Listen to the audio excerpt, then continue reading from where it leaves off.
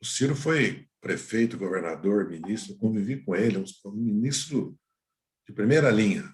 Ciro é um senhor executivo, tem visão política, ele assumiu a transposição do Rio de São Francisco, ajudou a Marina Silva de maneira extraordinária no comitê de 11 ministérios para o desmatamento zero. Tive experiências com ele, no Ministério da Integração Nacional, e um quadro político, um líder político. Então, o PDT é um partido, imagina, o PDT tem uma tradição histórica fantástica. Vamos lembrar que a classe trabalhadora brasileira votou no PTB, que é o PDT, porque roubaram a sigla do Brizola, deram para Ivete Vargas, diz que foi o bruxo Goberi que fez isso, né? Aí inventaram que o Goberi também que criou o PT, entendeu? O Brizola e o trabalhismo, porque o trabalhismo não é só o getulismo, né? Porque tem uma ala trabalhista muito mais avançada que o Pasqualini representou. E nós tivemos deputados do Hotel de Andrade, tivemos deputados fantásticos, né, no PDT, no PTB. O PTB foi um partido que a classe trabalhadora votou, como depois de 64, a partir de 74, votou no MDB. E votou no PT a partir de 89. Então, a classe trabalhadora brasileira também veio crescendo, se desenvolvendo, porque o capitalismo foi criando uma classe trabalhadora com mais nível de cultural, de educação, e na luta, porque metade do tempo ela viveu em ditadura, foi atacada, seus sindicatos desorganizados, movimentos camponeses, de trabalhadores rurais, várias vezes. Mas ela se constituiu numa força política, elegeu 4 vezes o presidente da República. Então, o PDT tem força. Então, é um candidato legítimo. Ele não quer, ele não se transformou em seu principal adversário. Às vezes não é nem o bolsonarismo que ele se opõe, é o Lula petismo corrupto, né, que é a linguagem da Lava Jato. Então, infelizmente, essa é a realidade. Agora, ele tem todo o direito de ser candidato, tem 2 turnos depois. Agora, no segundo turno, nós votaríamos nele. Veja bem, mesmo que ele tivesse com uma facção da centro-direita com ele, que é uma das... Porque tem muitos setores das oposições que, corretamente, frente ao desastre que representava e representa o Bolsonaro, ainda que erroneamente, por outro lado, começaram a trabalhar com a ideia de um candidato suprapartidário ou de centro-direita, para superar o bolsonarismo. Quando nós dizíamos que nós tínhamos condições de constituir uma candidatura de esquerda ou centro-esquerda e superá-lo no segundo turno, e agora a realidade está mostrando que isso é possível. E que esse nome, evidentemente, é o Lula, seria o Lula.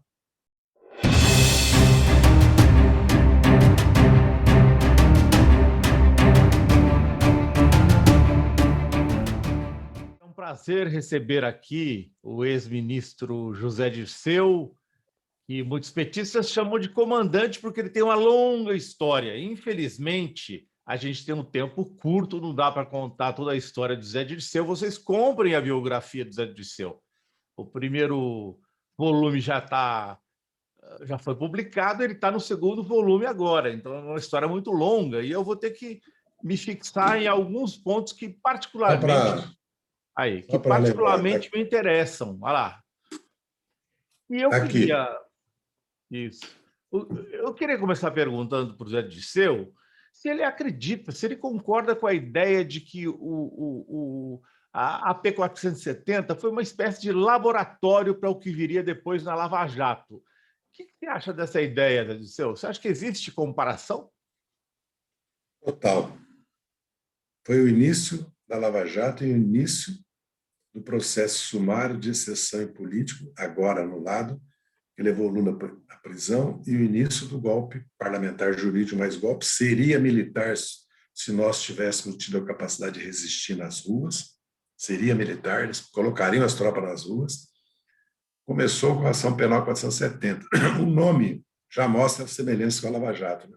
É um marketing fantástico, uma mentira, que nunca houve no mensalão, nunca se provou, nenhum deputado, nenhuma prova existe de pagamento para votação. É ridículo dizer que nós votamos a reforma da Previdência e tributária. A Previdência tinha resistência no PT, no PCdoB, no PDT.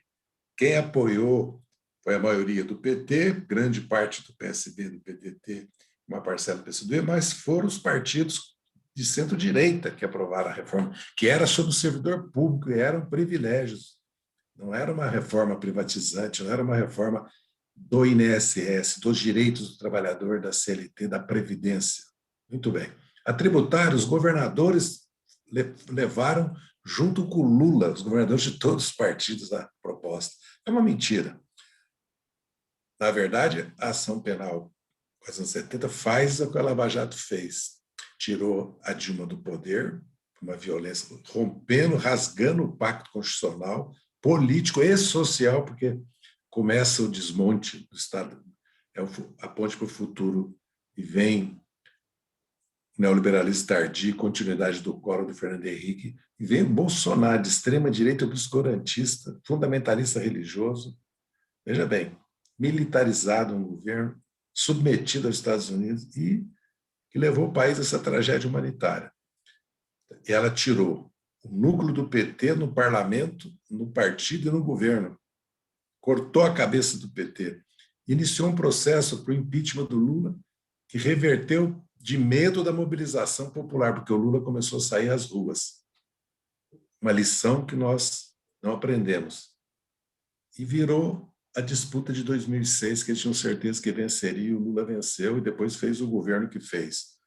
Principalmente enfrentou a crise de 2008 e 2009 sem austeridade, subir juro, cortar gasto, fazendo uma política anticíclica que também foi beneficiada pela situação internacional. Mas muitos outros presidentes foram beneficiados pela situação internacional e não fizeram a política de distribuição de renda que o Lula fez, né?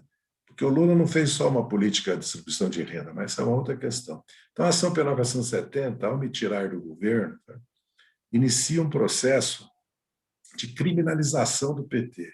Porque, veja bem, hoje está provado que não houve nenhuma ilegalidade na Visanet, que foi a grande batalha do ministro Gilmar Mendes, que embasou o discurso do ministro Celso de Mello de assalto à democracia, que nós tínhamos assaltado o Banco do Brasil e retirado 73 milhões do Banco do Brasil, desviado. Hoje está provado. A Visanet não era uma empresa pública, era privada. Os recursos todos foram gastos, a notas fiscais provando, aos documentos de cada atividade de publicidade, financiamento de basquete, de vôlei de praia, de viagem para o exterior, de sorteios de carro, publicidade na Globo, nos jornais, na Bandeirantes. Os 90%, 95% está aprovado, porque há memória depositada de todas as atividades de publicidade do Brasil, e nós refizemos toda a documentação, porque a empresa foi reorganizada, chamava DNA, o Cristiano Paes e o Hollenbach foram condenados, o fizeram. E agora nós vamos provar também, já está provado que o que houve foi empréstimos em 2 bancos, que foram repassados ao PT e foram distribuídos para pagar dívidas da campanha de 2004. Não tem nada a ver com pagamentos de deputado para votação na Câmara e no Senado. Então, era uma questão de caixa 2 típica, que agora, se você pagar uma multa, fizer um acordo, confessar, é arquivado, como o caso do Onyx Lorenzoni.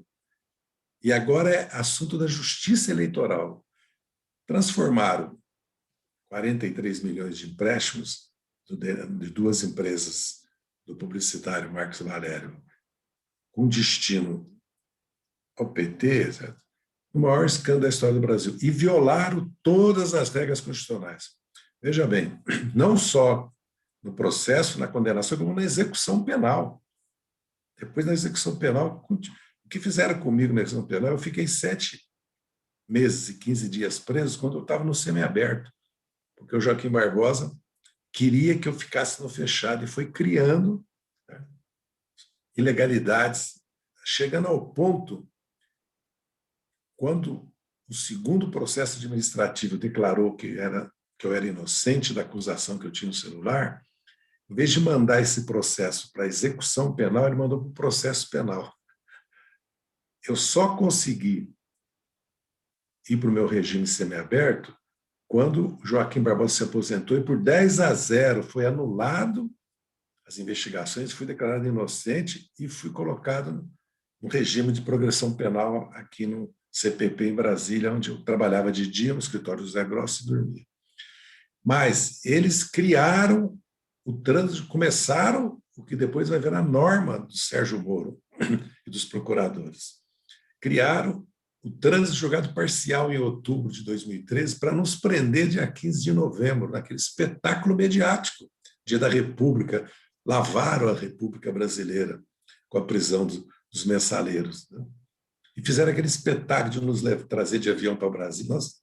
Mas o processo tinha que ser desmembrado desde o começo. Aliás, a bem da verdade, Joaquim Barbosa, o relator, votou pelo desmembramento.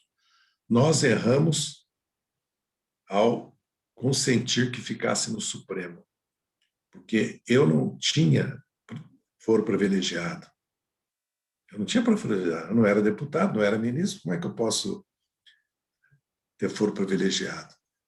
Para transformar, o meu julgamento foi marcado nas vésperas do primeiro e do segundo turno, Azenha. O Aires Brito teve o cinismo, a falta de pudor de marcar assim. Foi um espetáculo mediático. E, na verdade, eu fui condenado sem provas e eles assumiram que era sem provas. O Fux, depois ele retirou, porque ele tem o direito de revisão ao voto, disse que o ônus da prova cabia aos acusados, no caso. A ministra Rosa Weber disse que não tinha prova, mas a literatura jurídica lhe autorizava a me condenar. E me condenaram pelo domínio de fato, porque eu fui absolvido, coisa que até a imprensa repete, até ministros às vezes repetem, que nós não fomos condenados por formação de quadrilha. Somos absolvidos, porque nós mais queriam extinguir o embargo infringente, que era líquido e certo que existia. Por 6-5, se não me engano, foi mantido o embargo infringente com o voto do ministro Celso de Mello, que a ministra Carmen Lúcia votou que não reconhecendo a existência do embargo, o direito ao embargo infringente naquele caso, que nós tínhamos, se não me engano, 4 votos, né, pela absolvição. Se nós vamos analisar o processo em si, o Joaquim Barbosa mal conseguia falar, mal conseguia ler. Além de histriônico, autoritário, de ter verdadeiros chiliques, né, durante a sessão, ele, quando foi nomeado ministro do Supremo, ele foi diminuído pela imprensa, ridicularizado pela imprensa. Depois a Veja chegou a dizer que ele era o ministro do Supremo com a maior formação jurídica da história do Supremo. Então, é um processo político totalmente Zé, violado. Você falou o núcleo do PT, só para as pessoas relembrarem. Quais eram as pessoas que formavam esse núcleo do PT e que acabaram derrubadas pelo chamado mensalão? Veja bem, na Câmara, o João Paulo Cunha, que era presidente da Câmara, Paulo Rocha e o Luizinho, que eram líderes do PT e do governo. Denúbio, Genuíno e Silvinho, presidente, secretário-geral e tesoureiro, e eu do governo e do partido, porque eu tinha deixado a presença do PT, eu era o chefe da Casa Civil, mas evidentemente que eu era, depois do Lula, uma das principais lideranças do PT. E depois houve toda uma ofensiva contra o Gilberto Carvalho, o Márcio Tomás Vaz, o Zé Alencar, o Luiz Cuxiquem, que saiu do governo, e depois o Antônio Palocci. Então você vê bem, mas corrupção, aquilo que usaram contra o Getúlio, bem, o Jânio e o Collor iam acabar com a corrupção no Brasil, como o Bolsonaro ia acabar, né? O Bolsonaro é só lama em torno dele, da família dele, mas não conta, diz que o governo dele é um governo honesto. Veremos. Muitos dos militares que estão ocupando o cargo são conhecidos aqui na Esplanada como milionários verde-oliva. Não preciso dizer mais nada, né? Essa questão da corrupção levou à deposição do Jango. O golpe foi contra a corrupção e a subversão, não foi contra a subversão. O golpe que não tinha apoio popular, porque o Juscelino ia ser eleito presidente. A ditadura perdeu a eleição em 65 em Minas e no Rio. Isso é escondido na história do país. E nunca mais ganhou eleição. Ganhou em 70, 72 no terror. Vai 5 com a Arena, mas em 74 perdeu para o MDB de 16-1 senadores e 2 ou 3 independentes. Nunca mais ganhou eleição. A situação da questão da corrupção no Brasil sempre foi um instrumento da direita e foi usado de novo no mensalão no Lava Jato. Veja bem, eu fui agredido na saída. eu era deputado federal, com a minha imunidade, com meus direitos. Eu fui agredido com uma bengala, um cidadão que depois morreu em circunstâncias estranhas, né? Porque armado, sem porte de arma. Era um personagem escritor de livros, mas obscuro, pelo jeito com problemas mentais. Ele me deu uma bengalada que tinha uma ponta de marfim, que se tivesse me atingido, eu teria morrido. A imprensa aplaudiu. Foi aplaudido. Não teve um jornalista que levantou dizendo que aquilo era inadmissível. Principalmente a Rede Globo. Eu morri para a Globo dia 21 de junho de 2005. Ela só deu notícia todo esse tempo, a meu respeito, negativo. Desapareci da história do Brasil. Ela fala de 68, não me cita, da direta, da eleição do Lula, do governo. Não me cita em nada. Eu desapareci. Decretou minha morte. Que dia, ministro? O dia que saí do governo. Roberto Jeff deu entrevista 48 horas depois, eu era o maior bandido do Brasil. Então, Nunca mais, só fui substituído pelo Lula. Coisa que eu disse naquela época. Tem um vídeo na BI, quando eu fui à BI me defender, foi um ato de solidariedade que organizaram para mim, e eu faço um longo discurso sobre como é que eu via a conjuntura do Brasil, né? O que era chamado mensalão. isso era medo de você suceder o presidente Lula? Ou de sua capacidade de pensar estratégia política? O CD, eles sabiam que era improvável, porque o Lula acho que não me escolheria. Ainda que o partido quisesse as esquerdas, os movimentos sociais, eu estava me constituindo a referência dentro do governo a contraponto ao Palocci. Talvez ele indicasse o Palocci. Mas para a Lava Jato, sabe que eu perdi a minha inscrição na ordem com a Lava Jato. Eles denunciaram a minha filha, prenderam meu irmão, bloquearam meus bens, mentiram para a sociedade que eu tinha ganho 40 milhões. Eu faturei 40 milhões em 10 anos, que dá 350 mil reais por mês. Dá uma renda para mim de 40 mil reais. Então, inflaram, puseram como bem meu algo financiado na Caixa Econômica, que você, no Banco do Brasil, que você tem financiado não é teu. Você parei de pagar, perdi. Inflaram meus valores, agora ninguém consegue comprar. Já puseram por X, veio para metade do X, já puseram um terço de X, ninguém compra. Então, nós chegamos num ponto que a mídia se associou de novo. Quem começou? Desde o caso Valmir Diniz, gabinete do PSDB, o mesmo que vai começar o processo que levou ao golpe, à prisão do Lula, ao não aceitar a eleição de 2014, o resultado ia sabotar o governo da Dilma, sabotar, porque o governo foi sabotado, né? Mesmo fazendo um ajuste fiscal, foi sabotado, e depois organizando o golpe. Então, era um processo, né, para passar pela primeira instância, pela segunda, que eram os TRFs, pelo STJ, nós seríamos absolvidos, eu particularmente, se transformou num processo político para atingir o governo.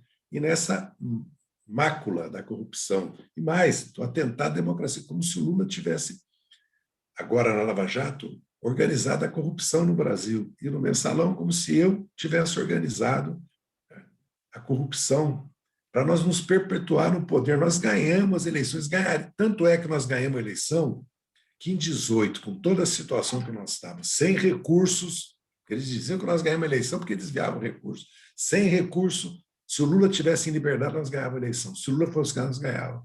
Nós ganhávamos a eleição porque nós tínhamos um apoio popular, tinha um bloco social, tem ainda no Brasil. Porque nós governamos o país, e consolidamos esse apoio ao governar, porque nós fizemos um governo que favoreceu as maiorias do país, pela primeira vez depois de muito tempo, desde o governo do Jango. Eu virei bandido. O dia que o Roberto Jeff deu a entrevista, eu virei bandido. Em 48 horas eu era o maior bandido do Brasil. E nunca mais deixei de sê-lo para a grande mídia. E nunca mais existi, a não ser para denunciar que eu era o maior corrupto, o maior bandido do país. Nunca mais. Os fatos históricos do país são contados, que eu tive participação são fatos, eu vou falar, não é uma questão de modéstia minha. Eu participei da campanha das diretas, eu participei da resistência à ditadura, eu fui líder estudantil, eu participei da construção do PT, eu participei da Constituinte estadual e fui presidente do PT na Constituinte, eu era personagem lá da Constituinte, o PT apresentou um projeto de Constituição. Eu participei da oposição ao governo Sarney, das grandes manifestações da CUT, do Movimento Sem Terra, da dívida externa, da Marcha para Brasília. E eu fui presidente do PT, com a direção do PT, com toda a sua militância, com os aliados, construí uma vitória do Lula e fui chefe da Casa Civil. Tudo isso foi apagado. Hoje nós sabemos quem é o Roberto Jefferson. Aliás, o PTB está se desmilinguindo. No Rio Grande do Sul, todos os deputados saíram, né? Porque o personagem está aí. Aliás, o Roberto Jefferson é a prova da justiça brasileira como funciona. O Roberto Jefferson foi investigado, processado por alguma das delações da Lava Jato? Nenhuma. Eles querem protegê-lo, apesar que ele não ajuda, né? O caso da filha dele, veio a delação do Joés, veio a delação do Debrecht, não ajuda, mas ele não é processado. Que deu o processo dos Correios, que ele é réu. Ele é réu. Não tem ninguém do PT de réu no processo dos Correios, de corrupção dos Correios. Quer dizer, nós descobrimos e praticamente obrigamos o Ministério Público a fazer a denúncia, mas ele nunca foi julgado no processo dos Correios. Porque eu fui denunciado pelo Ministério Público, nós, os 40 ladrões e Alibaba, né? Essa palhaçada que eles fizeram, nós fomos denunciados sem terminar a CPI, sem terminar o inquérito policial. Antônio Fernandes, né? Ele sabia, e já tinha dito, inclusive, em petit comitê, que não havia como me denunciar, e me denunciou. Então, o mensalão foi o ensaio e foi a metodologia de violar o Código Penal, o Código de Processo Penal, começou lá. Eu citei um caso, mas que é você criar o trânsito julgado imparcial só para nos prender, porque nós só fomos julgados em 14, quando nós estávamos ainda presos, porque eu estava na biblioteca, eu estava preso. Porque depois o Joaquim Barbosa acabou com o semiaberto e trouxe todos os presos de volta do CPP para Papuda. E eu passei todo o tempo na Papuda, sendo atacado pela Veja, pela Folha, sobre os privilégios que eu tinha na Papuda. Se você entrasse na Papuda, se fosse na cantina, olhasse a tabela de preços, você ia ver que tudo aquilo que eles diziam que era regalia vendia na cantina para todos os 700 presos. Aliás, para os presos de todo o sistema penitenciário de Brasília. Porque quando você tem cantina, a família não pode trazer nada para você, nada. Porque na cantina tem material de higiene pessoal, de limpeza da cela, para lavar a roupa, e tem as coisas básicas para você comer, além da marmita que você recebe, que não devia ser assim. O sistema penitenciário devia plantar legumes, hortaliças, frutas e produzir o próprio alimento, porque quem administra, faz os serviços, a limpeza, não a vigilância, a segurança, não o serviço médico, não o serviço não de educação e cultura. Nos presídios brasileiros são os presos. Quem faz reforma são os presos. Se você organiza, porque preso tem que trabalhar e estudar, tem que trabalhar o dia todo e estudar à noite. Preso de preferência no Brasil tem que ser colônia agrícola, que o Brasil tem condições de ter. Esse sistema penitenciário alimenta o crime. Não é um sistema penitenciário, não merece esse nome, com exceções em alguns estados que têm melhores condições.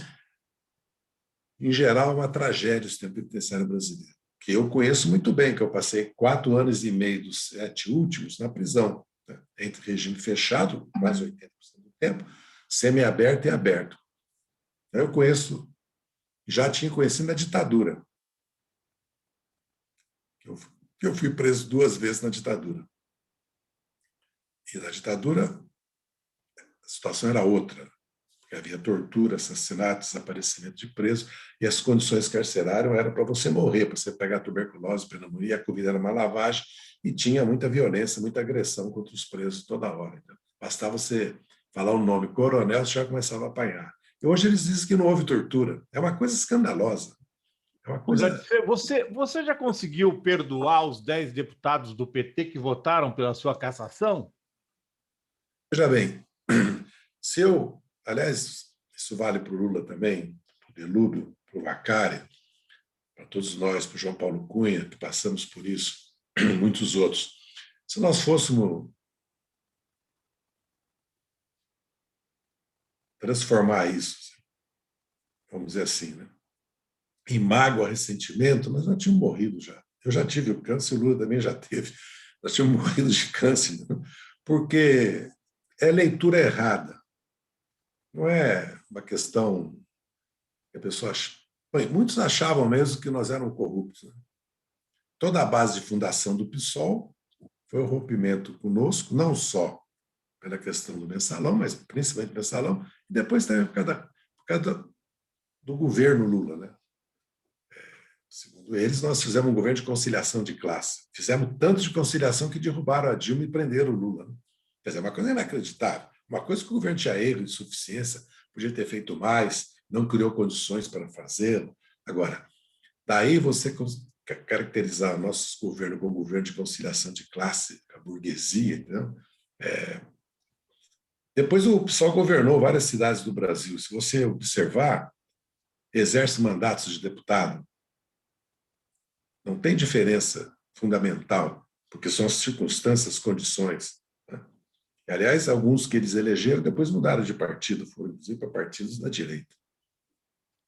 Zé, você falou que acredita que tem dúvidas, aliás, se o Bolsonaro chega ao fim do mandato. Você baseia essa sua avaliação no quê?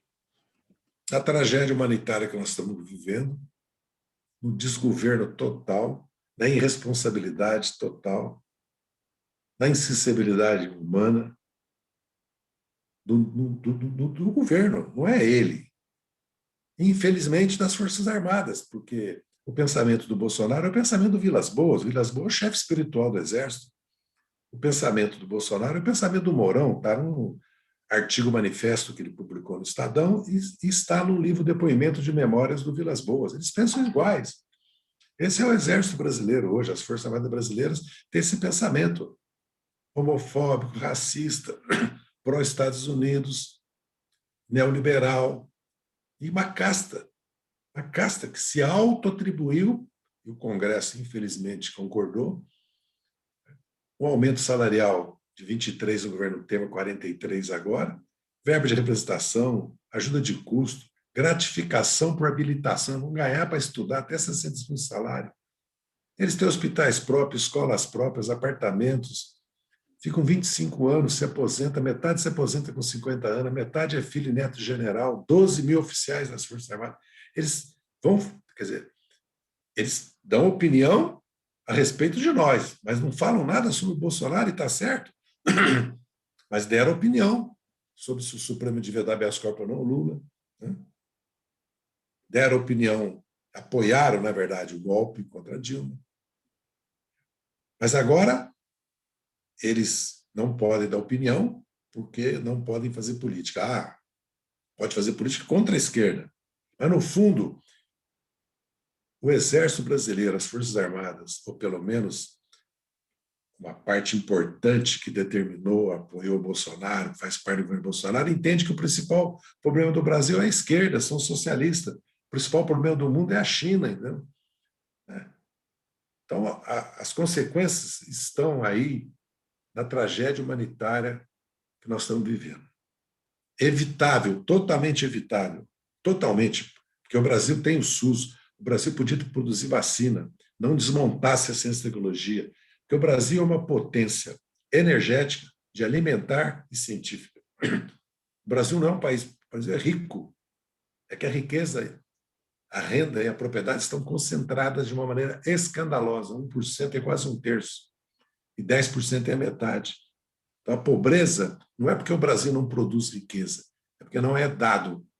As classes trabalhadoras acessam essa riqueza e querem tirar agora a educação pública gratuita, o ensino que nós temos com material didático, a merenda, transporte, o SUS que está aí, e querem tirar.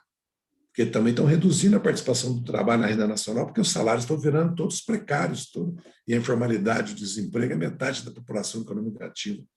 E querem, porque se o trabalhador não tem o saneamento, não tem o asfalto, se ele não tem o transporte subsidiado, se ele não pode comprar a casa dele 2/3 subsidiada, ele vai participar da renda nacional como se o salário dele é cada vez menor e os preços são cada vez maiores, principalmente do transporte dos alimentos, da energia, da luz e do gás.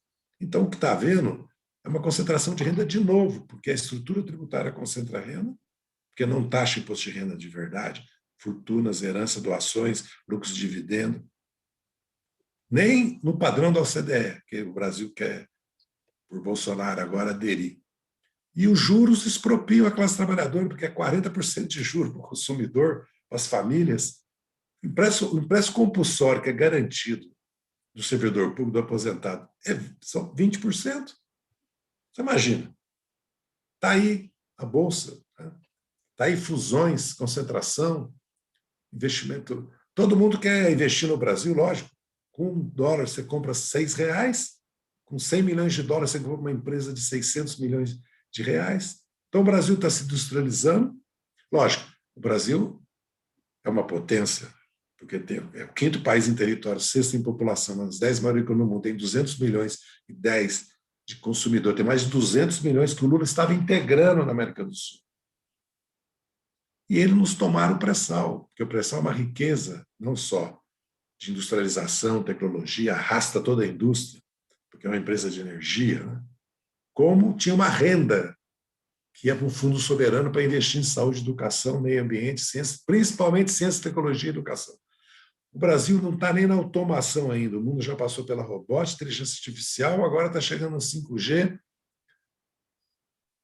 Se você olhar o Brasil de hoje e a China de 78, eu diria, a China levou 40 anos para chegar onde chegou. O Brasil em 20 chega. Agora precisa fazer uma revolução social, desconcentrar a renda. Então, o que o Bolsonaro e o Guedes estão fazendo não deu certo. Não deu certo e virou revolta popular na Colômbia, Equador, Peru, Chile, Bolívia, e virou vitória na Bolívia, na Argentina, e virou no Uruguai e vai voltar no Uruguai. E na eleição municipal, a Frente Ampla já mostrou que, apesar de perder a presidencial, tem condições de voltar a governar. Então, nós estamos vivendo uma coisa... Sim? Uma preocupação minha foi com uma breve entrevista que o Bolsonaro deu para não foi nem para um jornalista, foi para um apoiador dele, dizendo que o Lula não vai ser candidato em 2022. Você não tem essa preocupação, Zé, com esse risco? Sim. Não, o Lula mesmo tem sido muito sensato, para usar uma expressão que sintetiza, com relação a essa questão. Primeiro que esse ano não é ano de eleição. Esse ano é ano de enfrentar a pandemia, de ampliar até o final da vacinação e aumentar o auxílio emergencial, de parar com essa história de teto de gasto. Como é que nós podemos ficar nessa história de teto de gasto, de regra de ouro? Olha os Estados Unidos, olha a Europa. Nós temos que...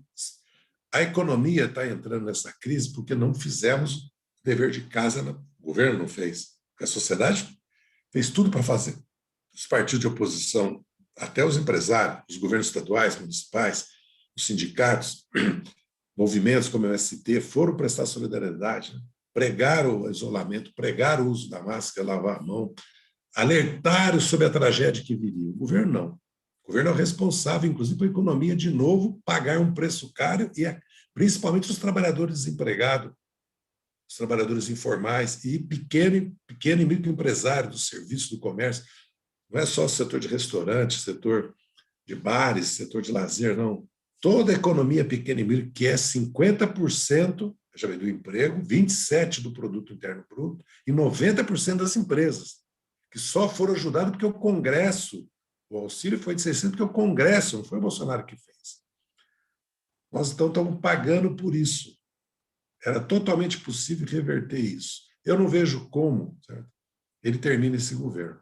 Agora, nós temos consciência que esse ano não é de eleição e que nós temos uma tramitação ainda da decisão do ministro Fachin no plenário, que anulou os processos de Curitiba, da 13ª Vara Federal, e o término da votação na segunda turma do voto do ministro Gilmar Mendes, que declara a suspeição do ex-juiz Sérgio Moro com relação nos processos que ele condenou o Lula na 13ª Vara, que é muito mais grave, ou tão grave, quando anular os processos, que também deverá ir ao plenário. Agora, de qualquer forma, o Lula sendo candidato, se os partidos políticos, se o PT se entenderem, ele o será. Se ele não for, ele será o principal eleitor do Brasil. E nós temos alternativas, não só no PT, como temos fora do PT. No PT nós temos o Haddad, em primeiro lugar, que, aliás, o Lula reafirmou ontem na reunião do diretor nacional que ele deve se apresentar também como um dos prováveis candidatos, deve percorrer o Brasil agora com relação à pandemia, porque os governadores, os prefeitos, os empresários, os sindicatos, estão tomando em suas mãos a questão da pandemia. Porque o governo, você imagina, agora estamos essa pantomínea, né? É uma pantomínea esse novo ministro da Saúde. E a não ministra, a médica, Sim. Ludmila, Ludmila. A Jara, né? Ela falou tudo com simplicidade, com objetividade, com tranquilidade e com sinceridade. Ela falou tudo para o Brasil. Tudo. É um governo genocida. Nós estamos vivendo uma tragédia humanitária que a responsabilidade principal é do governo. Porque o presidente, em todos os países do mundo, com exceções como a Tanzânia, Filipinas, né? Infelizmente tem as exceções, quem coordena, quem lidera é o presidente da República. Lidera o quê? A economia entrou em crise, deu desemprego, deu queda do PIB, deu empobrecimento do país por causa da pandemia, não foi por causa da economia. A economia vinha se arrastando no Brasil, em crise e tudo, por causa dessa austeridade, essa visão tardia do neoliberalismo, mas então tem que resolver a pandemia. Para resolver a pandemia, tem que vacinar. Felizmente, a humanidade, em um ano, produziu uma vacina que ainda vai ser desenvolvida, porque a vacina vai ter que correr atrás das mutações, né, como nós já estamos vendo, e é assim mesmo. Até hoje nós não tomamos vacina. As crianças no Brasil não se vacinam. Aliás, nós vacinamos por dia 1 milhão de brasileiros e brasileiras, 10 milhões de crianças em uma semana, às vezes. O Brasil tem capacidade, o Brasil tem laboratórios, institutos, cientistas. A Lancet reconhece, quando condenou o governo, vamos lembrar que a Lancet, que é a principal revista científica do mundo, na Grã-Bretanha, condenou o comportamento do governo Bolsonaro e disse que o Brasil era uma potência científica com a qual a Lancet tinha relações com a comunidade científica brasileira. Então, o Brasil tem capacidade para produzir a vacina. Não o fizemos e nem o isolamento. E agora nós estamos vendo, estamos sendo obrigados a fazer lockdown de novo, isolamento. São Paulo declarou 10 dias de feriado. Por quê? Porque não vacinamos e não fizemos antes. Porque ficamos fazendo demagogia, jogando a população desempregada e jogando a população que não tem renda contra os governadores e prefeitos, contra os partidos de oposição, contra aqueles que pregavam que a vacina era... Quer dizer, eles negavam a vacina. E as frases do presidente, que nos envergonham no mundo todo, porque o Brasil hoje não é um pária no mundo, não. É considerado uma ameaça, inclusive na Colômbia e na Argentina, que estão fechando as cidades de fronteira, as cidades que são conurbadas, né?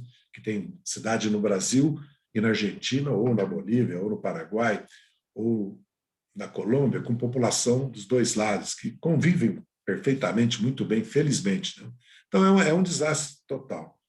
Então, nós estamos vivendo também uma crise de civilização. Né? E olha que o Brasil, em 70 anos, com todos os problemas que nós tivemos de ditadura, concentração de renda, avançou de maneira fantástica, porque nós temos na Constituição nossa a escola pública gratuita, o SUS, o FAT, o seguro-desemprego, o 13º salário, temos a Previdência, o salário mínimo, temos a educação pública gratuita. Isso são conquistas.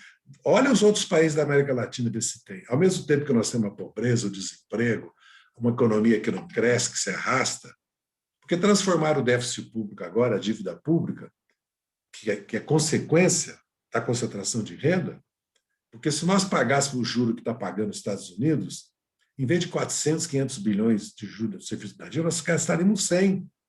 Se nós tivéssemos os impostos que tem a Europa, nós não tínhamos os problemas que nós temos. O Brasil seria um país desenvolvido. Você vê a Polônia, que eu conheço muito, porque meu filho é neto de polonês, é holandês, polonês e alemão, ele é neto, de famílias que vieram para o Brasil, colonos no Paraná. A Polônia tem 31 mil dólares de renda per capita. Nós vamos lutar no Brasil para sair de 8, 9 para 12, 13 nos próximos 10 anos. Como é que é possível? Olha a riqueza do Brasil, olha a Polônia. Lógico que a Polônia é rica também, e era industrializada já. Né? Porque falam tudo da Europa do Leste, do socialismo, da cortina de ferro, mas não falam que todos esses países, quando em 89 e 91, né, os governos caíram, ou foram dissolvidos, como a União Soviética foi dissolvida, esses países tinham uma base tecnológica, educacional, de saúde pública, né, e industrial para se desenvolver. Então, você vai na República Tcheca, vai mesmo na Hungria e na Polônia, certo? Você vai ver que esses países, você vê a infraestrutura da Iugoslávia, de transporte, de portos, e vê o padrão de vida, você vê que porque essa coisa de... Às vezes eu digo e sou criticado. Nós temos que... A ditadura foi a ditadura, mas ficou a indústria de base do governo Geisel, ficou uma infraestrutura no país. Né? Então, nós temos que ter essa visão histórica também. Agora, o balanço desse governo é um desastre total. Não ficará nada. É terra arrasada. E ele precisa ser substituído. Ou por ser interditado, ou por impeachment, ou nas urnas em 22. Mas agora nós temos que cuidar do povo e do Brasil, porque nós estamos vivendo... E não há mais maioria no país para reeleger. Eu não tenho essa preocupação.